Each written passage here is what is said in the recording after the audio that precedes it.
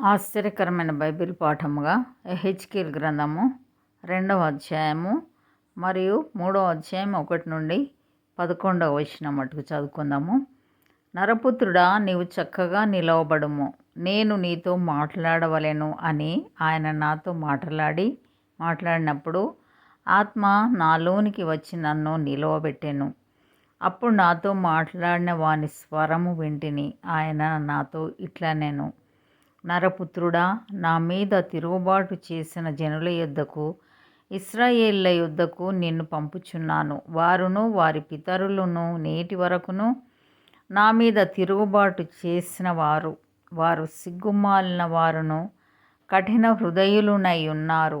వారి యొద్దకు నేను నిన్ను పంపుచున్నాను. వారు తిరుగుబాటు చేయువారు గనుక వారు వినినను వినకపోయినను తమ మధ్య ప్రవక్త ఉన్నాడని వారు తెలుసుకొనున్నట్లు ప్రభువగు యెహోవా ఈలాగు సెలవిచ్చుచున్నాడని నీవు వారికి ప్రకటింపవలెను. నరపుత్రుడా, నీవు బ్రహ్మదండి చెట్లలోనూ ముండ్ల తుప్పలలోనూ తిరుగుచున్నావు, తేళ్ల మధ్య నివసించుచున్నావు.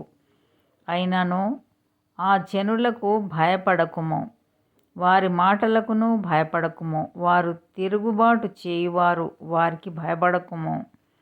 వారు తిరుగుబాటు చేయువారు గనుక వారు వినినను వినకపోయినను నేను సెలవిచ్చిన మాటను నీవు వారికి తెలియచేయుము. నరపుత్రుడా, వారు తిరుగుబాటు చేసినట్లు నీవు చేయక నేను నీతో చెప్పు మాటను విని నోరు తెరిచి నేనిచ్చు దాన్ని భుజించుము అనెను.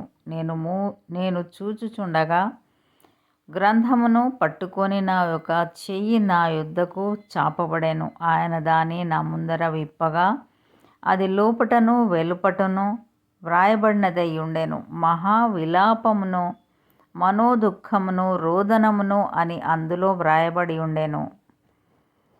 3వ అధ్యాయము 1 నుండి 11వ వచనం మటుకు. మరియు ఆయన నాతో ఇలాగు సెలవిచ్చాను, నరపుత్రుడా, నీకు కనబడిన దానిని భక్షించుము.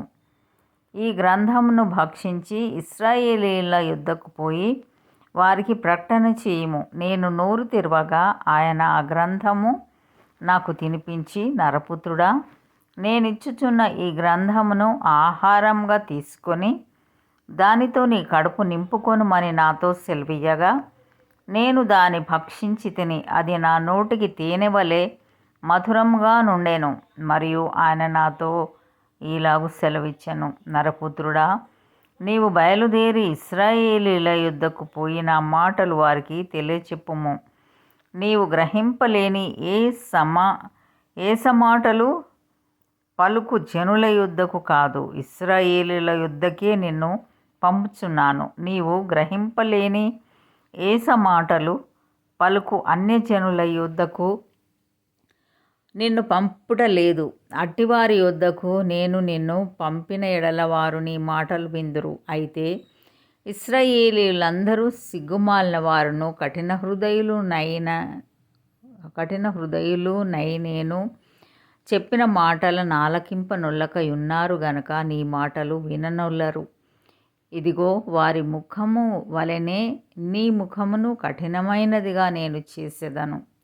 వారి నుదురు వలెనే నీ నుదురును కఠినమైనదిగా చేసేదను.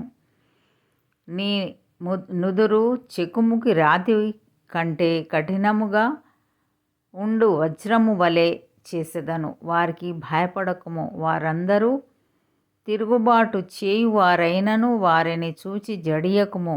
మరియు నరపుత్రుడా, చెవియొగ్గి నేను నీతో చెప్పు మాటలన్నిటినీ చెవులార విని నీ మనస్సులో ఉంచుకొని బయలుదేరి చెరలోనున్న నీ జనుల యుద్ధకు పోయి ఈ మాటలు ప్రకటింపుము. వారు వినినను వినకపోయినను ప్రభువైన యెహోవా ఈలాగు సెలవిచ్చుచున్నాడని చెప్పుమని ఆయన నాతో సెలవిచ్చెను. ఇంతటితో ఈ దినం కొరకైన బైబిల్ పాఠము సరి.